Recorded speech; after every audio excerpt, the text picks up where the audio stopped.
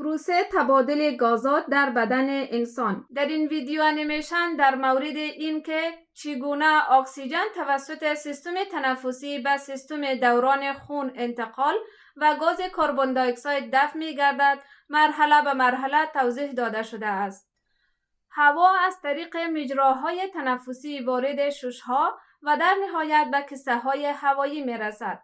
در کیسه های هوایی اکسیژن هوای تنفس شده وارد خون شده و خون دارای اکسیژن از طریق ششها به بطن چپ قلب انتقال داده می شود. بطن چپ قلب خون دارای اکسیژن را به تمام بدن پمپ می کند. سپس خون بدون اکسیژن یا خون دارای کربن دی اکساید از سراسر بدن به بطن راست قلب رسیده و از آنجا به ششها پمپ شده. در این حالت از طریق بازدم کربن دی اکساید از بدن دفع می شود.